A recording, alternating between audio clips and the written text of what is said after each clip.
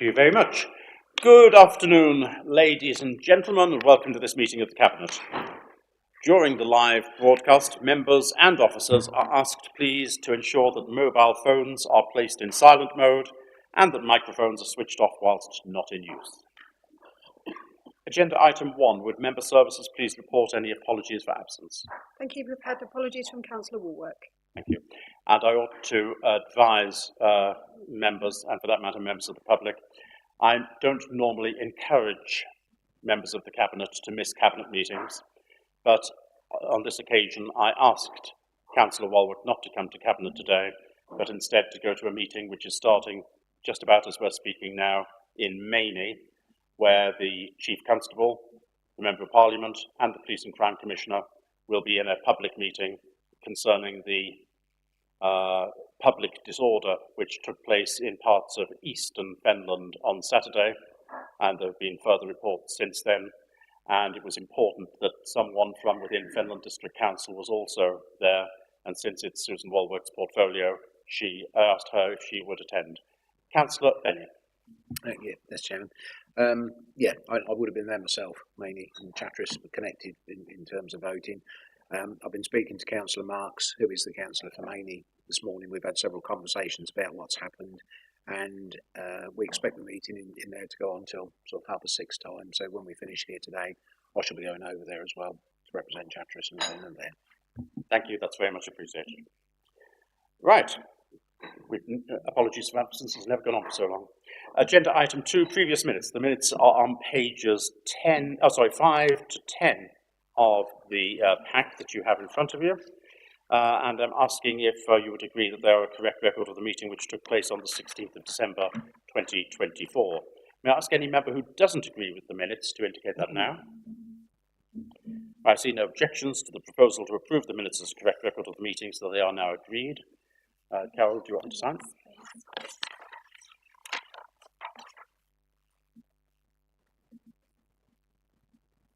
Thank you very much. Agenda item 3, there are no urgent items for consideration today. Agenda item 4 is to receive any declarations of interest under the local code of conduct or any interest under the code of conduct on planning matters in respect of any of the items to be discussed at this meeting. If you have anything to declare, would you please inform the meeting now? I see no declarations. If something occurs to any member during the course of the meeting that they may have a declaration they need to make, would you please do so as soon as possible? Agenda item 5, which is on pages 11 to 42 of your pack, is the paper on fees and charges for 2025-26. This is asking our Cabinet to consider and agree the Council's fees and charges for those dates. Members will note that there is an Appendix B to the report which is exempt on page 41. Now, we'll remain in public session, however, if any member wishes to discuss the content of the appendix, then following presentation of the report, I'd be grateful if you would confirm your intention, and I'll take a vote on whether to enter into exempt session. Right, so I will formally propose this paper. May I have a seconder, please? Councillor Benny, thank you very much indeed. A very brief introduction to it is that every year it's for Cabinet to make an assessment of what are the appropriate changes to make to fees and charges. Generally, we try to cover our costs. Generally, we increase the fees and charges by the rate of inflation. In some cases, the fees and charges are set nationally, and we have no choice what they are, and merely they are reported here rather than necessarily them for us to change.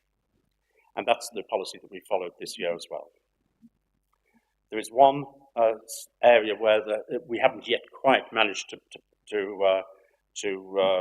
confirm exactly what the fees should be, and that is to do with Wisbech Port, the statutory harbour dues, that is for both Wisbech and Sutton Bridge, the harbour and light dues, the conservancy dues, the pilotage dues, and the additional charges. With Cabinet's agreement, what I would like to do is to exempt those items from the decision we make today, and for those items to come back to the next Cabinet meeting on, I believe, the 24th of February, so that we will be able to make a decision on those items on the 24th of February. It is necessary for officers to do just a little bit more work on those particular charges and fees. Do I have the agreement of the Cabinet for us to do that? Thank you very much indeed. So that's the summary of the fees and charges. Ian, would you like to say anything now or maybe later? So, no, I've looked through the fees and charges. I think we've done the best we can to try and keep the fees down as much as we can to the residents of Fenland. But as you say, the port is my jurisdiction in terms of portfolio, and we need to just get this finalised and that before, so we get the right decision on this matter. Thank you very much indeed. Right, open the paper up for discussion. Any comments from anyone on this agenda item?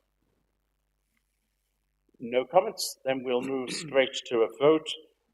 The recommendations are at page 11, subject to the exemption that we agreed to a few moments ago, and I'm asking members to consider those recommendations, which came from the Overview and Scrutiny Panel, to approve these, and to approve the fees and charges for 25-26, with the exception of those statutory harbour dues. Those in favour, please show. And that's agreed unanimously. Thank you very much. Agenda item 6 is the update on Wisbeach High Street. The written update is to be found on pages 43 to 48 of your agenda pack, and I would like to invite Councillor Seaton to propose this report, please. Thank you, Chair. 24 High Street progress. The work continues on the 24 High Street build.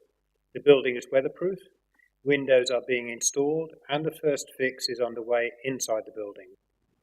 As highlighted in the report and the reports of previous months, the Council has been in discussions with the contractor regarding additional time and payments being claimed. I'm pleased to say that this situation has now been resolved. As members can see from the report, the current expected construction cost is $3,264,000. I will bring a paper to Cabinet next month for a formal decision to support this unavoidable increased cost. The handover date of the building is anticipated for April 25th, 2025, just 12 and a half weeks to go. Whilst there may be other issues to consider in the time left, we anticipate that any further additional costs will be of a minor nature. 11 and 12 High Street, as the report highlights, work remains ongoing regarding a future cost-effective design for 11-12 High Street. On completion of this work, several options for this gap site will be presented to Cabinet in February alongside anticipated costs and timelines. Discussions are taking place to assemble funding to support any potential construction work. Recent positive news is that the National Lottery Heritage Fund is keeping our original July 2016 award open, meaning that, subject to a suitable scheme being taken forwards, up to £1 million from the LNFH will be available to support the build. And this is extremely positive news because the feeling was that it maybe had been run out during the time that is elapsed between the amount of time we had to spend this money and now. So very good and very positive news. Thank you, Chairman. Thank you, Councillor Seaton. May I have a seconder for this report, please? Councillor Mrs. French, thank you very much indeed. The item is now open for discussion. If anyone would like to make any comments, ask any questions. Councillor Tierney. Thank you, Chairman. It's great news that this is still moving on. It's been a long time, hasn't it? 8 years is a long time for a project like this, and I'm well aware of the complications and difficulties the council has run into over those years, and I know there's good reasons for all of it. Perhaps some of the public aren't quite as aware. The only thing that concerns me a little bit is these were horrible-looking buildings that are gradually being put back into a state of decent repair. But in the interim time, other buildings in the town have fallen into disrepair for other reasons, in other circumstances. And I just think it's time that we stop hanging around and we bite the bullet and take some action so that we don't end up with additional situations like this one that we've now nearly resolved. So I have contacted officers about this, and hopefully they're looking at that and considering what we can do. But we can't wait 6 months or 9 months or 12 months to do something, because that's how years pass before you know it and nothing's happened. The people of Wisbech are saying that we need to take action on this. I know it's not directly our responsibility, but there are actions we can take, and I think we should be taking them. Thank you. Thank you very much. Any other? Oh, Councillor Seaton, would you care to come back? Yeah, to thank you, that, Chair. Just that I appreciate where Councillor Tierney is coming from, and I'm just awaiting reports from the officers as to how we can proceed on this. Thank you.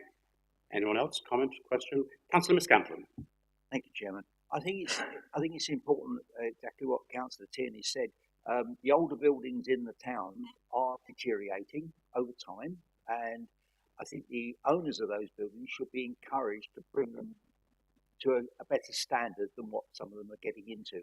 And it is deplorable that these owners don't deal with their buildings until it's too late, and then expect the council to come along and bail them out. But I think it's important to encourage the owners of those older buildings to bring them up to a better standard than what some of them are at the moment, which is adequately highlighted by Councillor Tierney. So I think it is important that they do that. Thank you very much. And given that we are now fairly certain, unless government changes its mind again, that Fenland District Council only has a life until 31st March 2028, it's particularly the future when we'll be in a much larger unitary authority, that the position that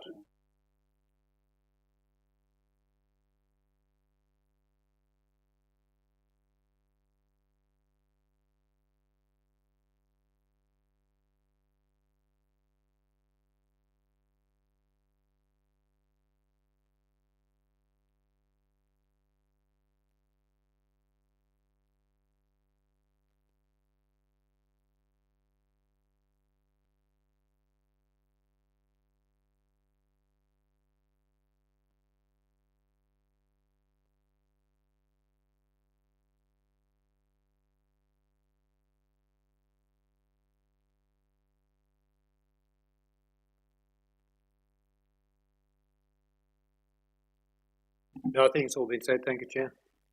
Thank you very much indeed.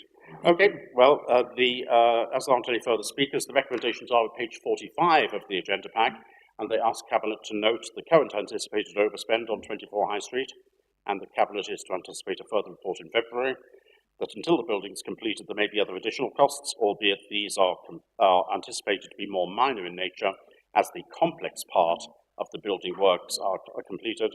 It's anticipated that further costs will be addressed by way of a portfolio or officer decision notice, and that officers are seeking further information with regards to the funding mechanism for the building, and a further report regarding this will be submitted to Cabinet in February.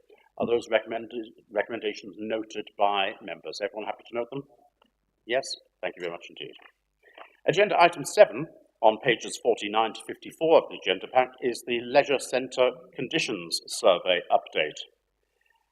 This updates Cabinet on the ongoing conditions survey works at the leisure centres, with a brief update regarding the leisure facility strategy.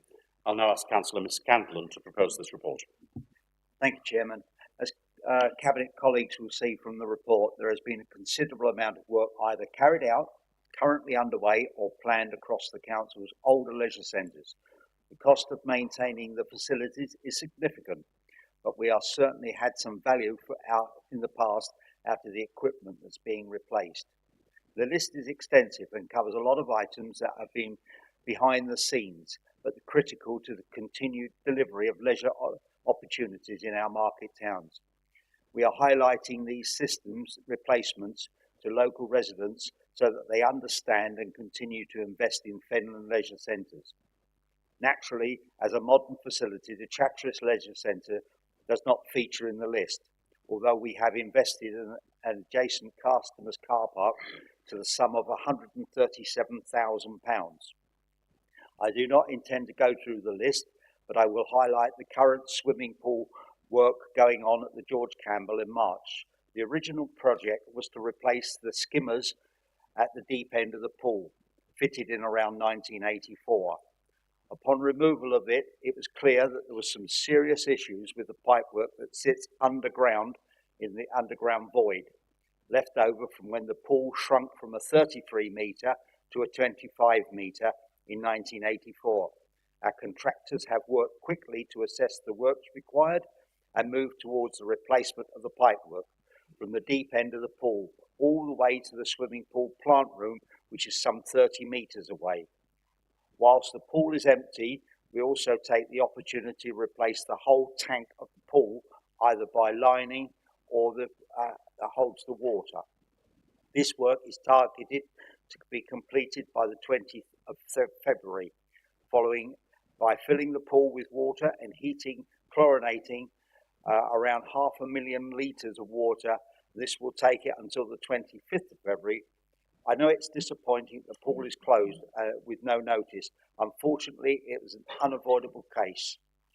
With regards to the strategic strategy assessment of the leisure centres, I shall bring forward a substantial paper to the Cabinet next month to discuss the works to complete dates and a number of options for the Cabinet to consider in moving forward. Thank you. Thank you very much. May I have a seconder, please, for this report? Councillor Mrs. Laws, thank you very much indeed. I'll now open this for discussion. Would anyone care to say anything? Councillor Mrs. French. Thank you. Alex, if I can ask you, George Campbell Pool, obviously it's closed and a substantial amount of work has been done, but I've repeatedly had complaints in the past about the state of the showers not working properly, they're cold, etc. So can you update us next month when you bring this back to us? Yes, I will update you on that next month. I'll speak to officers.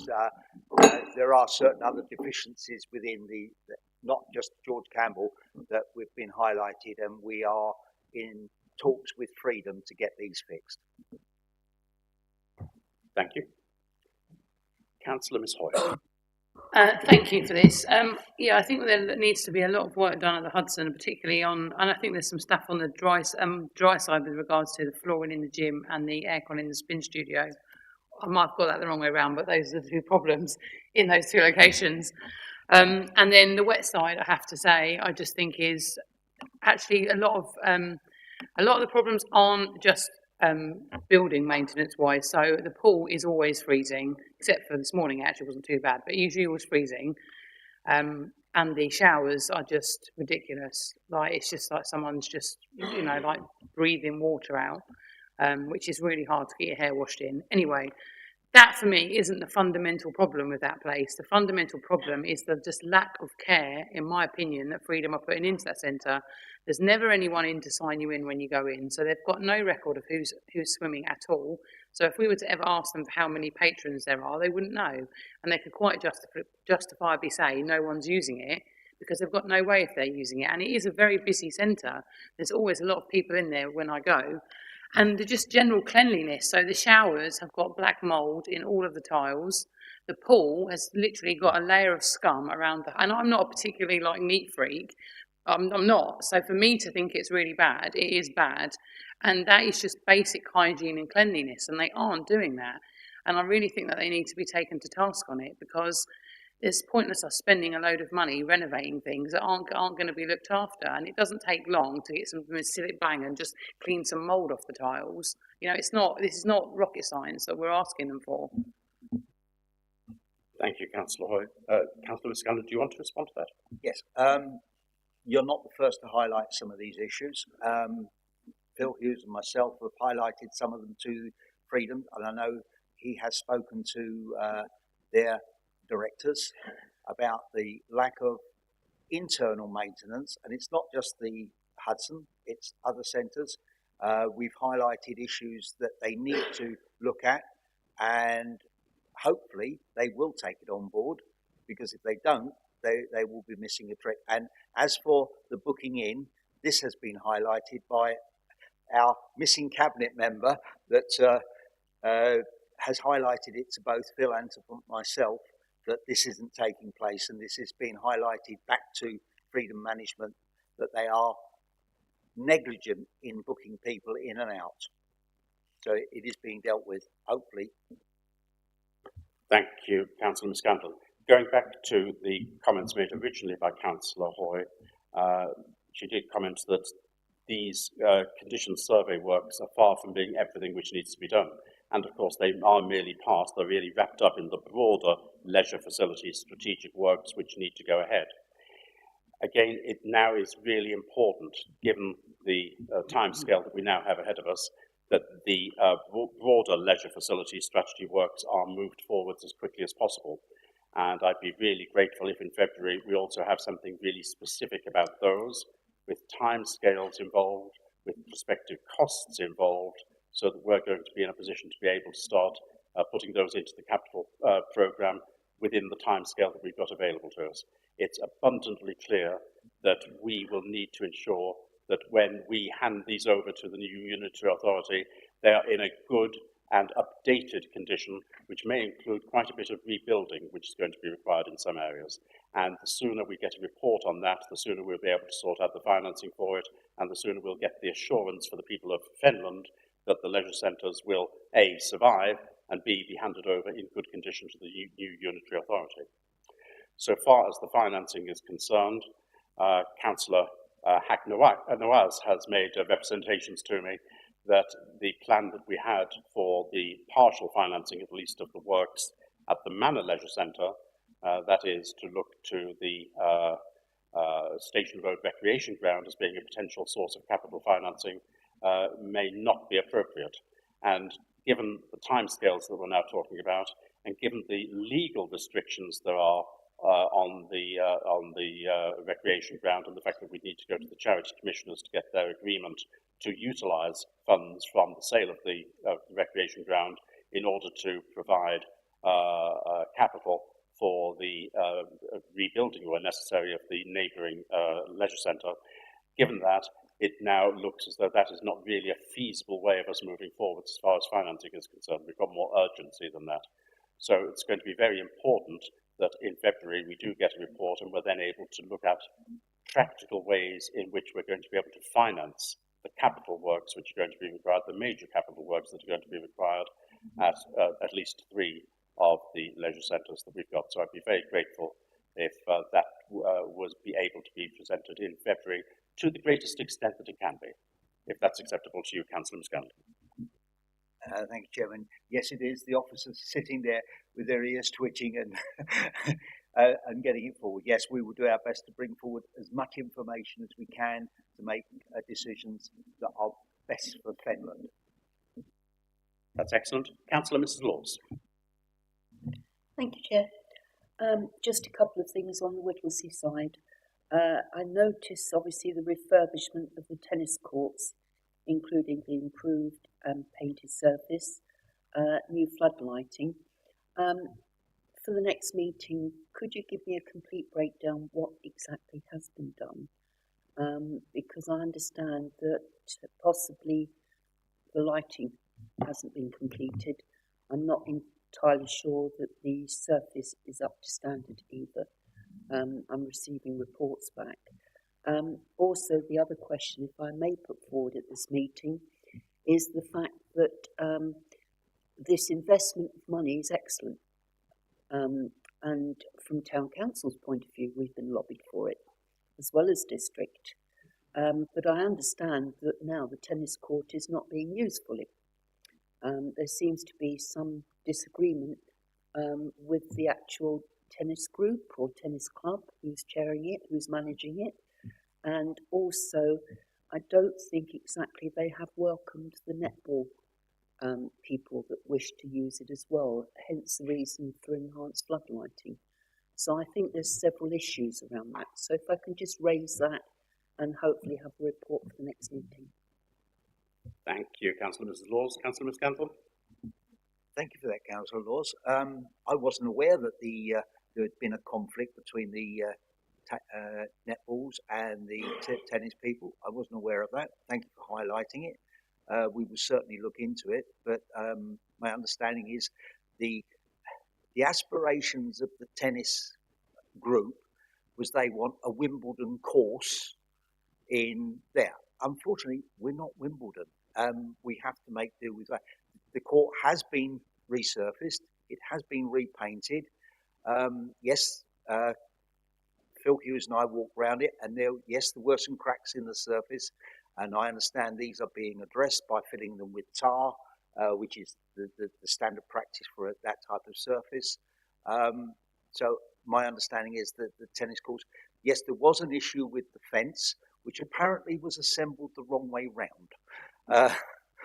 We didn't know there was a right or a wrong way round until we consulted the tennis people. But yes, it was assembled, and that has now been corrected. The lights are there, and whether they're not using it, I don't know why. But if there is a conflict, we need to understand what that conflict is. And my understanding is the Friends of the Manor have a meeting fairly soon, which Phil Hughes and I will be attending. And if there is an issue, we hope to get the issue sorted out, because there shouldn't be a conflict. We all come from Whittlesey. We all need to work together. Councillor Mrs Laws. Just very briefly, not to labour on the point, I think the crux of the matter is that the actual tennis members have fallen away and had a disagreement. But I think the most important point is that they have lobbied for some time, and the netball people, because they're in leagues. I mean, the Whittlesea Warriors are really going up the league. And the idea of spending and investing all this money is that it's an all-weather court and it's available evenings and during the day. And if it's not being used, it's, you know, a very poor show. Thank you. Thank you for that, Councillor. Yeah, you're quite right. If it's not being used, it's basically a waste of money. But with the potential of a play zone coming next to it, which will enhance the netball people much more, because it will be a size of a pitch that can be used for competitions. Yeah, so that's going forward. They hopefully they will be well pleased. And I invite any of them to go over to Peterborough and look at the play zone pitch that they have at the rugby club in Peterborough, because we went there and it's an amazing piece of kit. Thank you very much. Councillor Mrs Laws. Just very quickly, can I suggest, because I know that you're going to the Friends of the Manor, I can't actually go because I've got another meeting at night, so can I suggest that you highlight the play zone and give them the opportunity of actually going over there and saying, have a look at it? Yes, I will do, but they have been told about it from once before. So yes, I can highlight that again to them. Thank you very much. Thank you both. Are there any other speakers or questions? No. As there are no further speakers, the recommendations are for Cabinet to note, and they're listed at page 50 of the agenda pack. Are these duly noted? All agreed. Thank you very much indeed. Agenda item 8 is the draft 6-month Cabinet Forward Plan, which is on pages 55 to 56 of your agendas. Are there any questions or comments? None. The Forward Plan is therefore noted for information. Agenda item 9, there are no items which I have deemed urgent. Agenda item 10 is the grounds maintenance contract, procurement option decision and revised specification, which includes confidential appendices, which is to be found on pages 57 to 106 of the confidential agenda packs. Now, this agenda item 10 is to assess the Council's options regarding its grounds maintenance contract in advance of the current contract, which expires on the 31st of October 2025, and to assess approaches to potential cost reduction, which can be made. Members will note that there are a series of exempt appendices to the report, which are on pages 67 to 106 of the confidential agenda pack. Will remain in public session for as much of the debate as is possible. However, if any member wishes to discuss the content of the appendices, then following the presentation of the report, please confirm your intention, and I'll take a vote on whether to enter exempt session. I'll now ask Councillor Murphy to present the report. Thank you, Chairman. You note that there are exempt sections in this report. I believe that we can cover the report without going into exempt session. You can see in the report the Council has reached the end of its current grounds maintenance contract after a 10-year term. As the report highlights, the Council has assessed options available to the Council to carry out GM works from November onwards. The two options identified as best for the Council are extend the current GM contract for 1 year or go to the market for another 5 years contract. In addition to this, the work on future options has also identified that current contract offers exceptional value that either of the options above cannot meet the same value without a reduction in the contract specifications. As you can see in the report, several adjustments are suggested to the current specification that will reduce the council's costs in coming years. The suggested specification changes are designed to have as little possible impact on how Fenland's open spaces appear.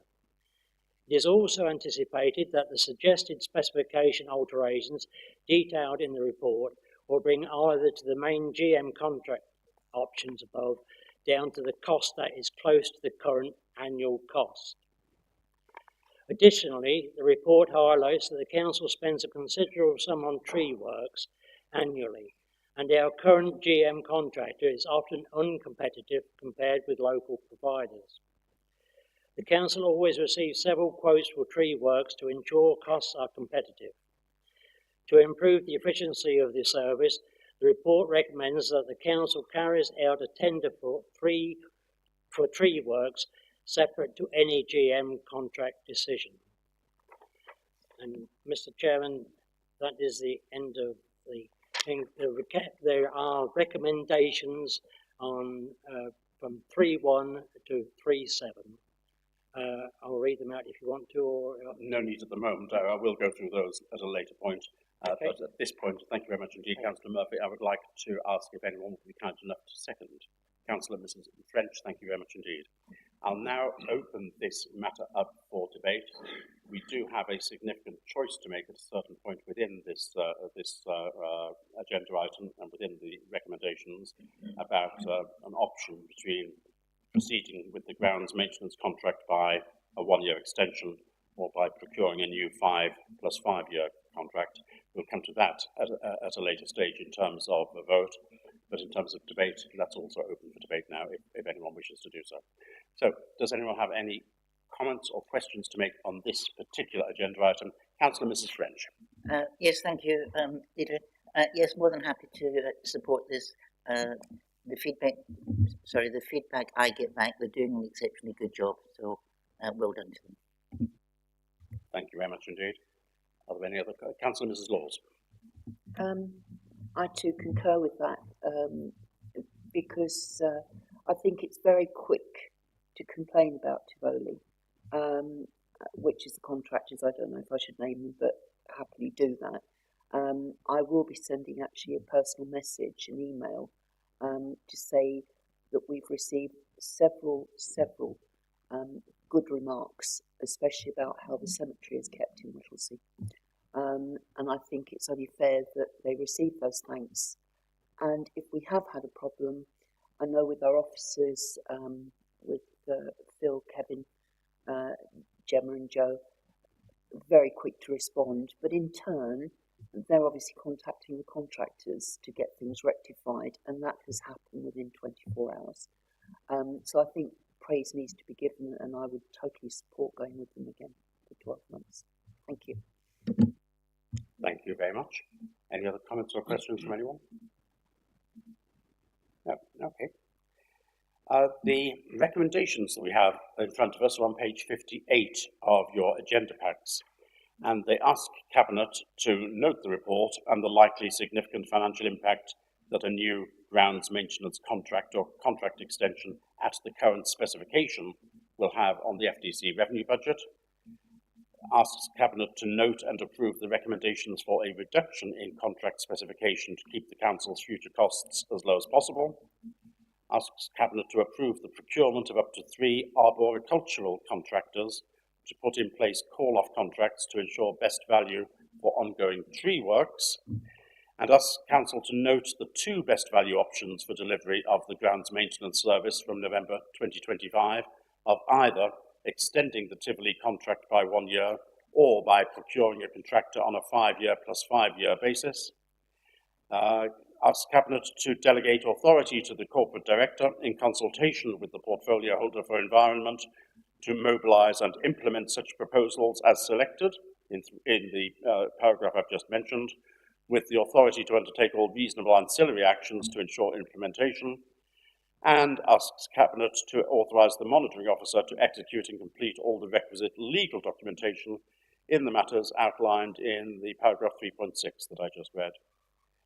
So what I do need now as part of that is a proposal on how we should proceed with the grounds maintenance contract, either by extending by 1 year the existing Tivoli contract or by procuring a new 5-year plus 5-year contract.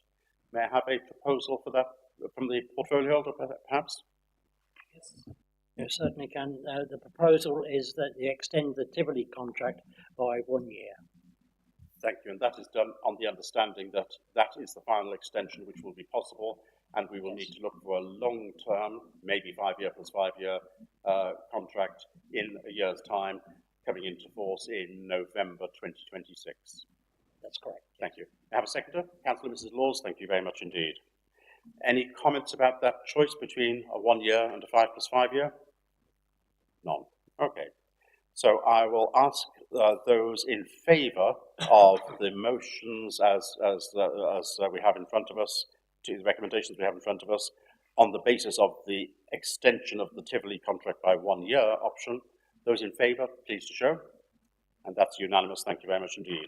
Cabinet have agreed then to extend the Tivoli contract by 1 year and also to approve the recommendations for a reduction in contract specification, to approve the procurement of up to 3 arboricultural contractors, to delegate authority to the corporate director with the portfolio holder for environment to mobilise and implement the proposals which have been selected, with the authority to undertake all reasonable ancillary actions to ensure implementation, and the Cabinet authorises the monitoring officer to execute and complete all the requisite legal documentation in relation to these items. Thank you very much indeed, members. Agenda, is that acceptable to officers? Good. Agenda item 11 are the confidential minutes on pages 107 to 110 of the confidential agenda pack.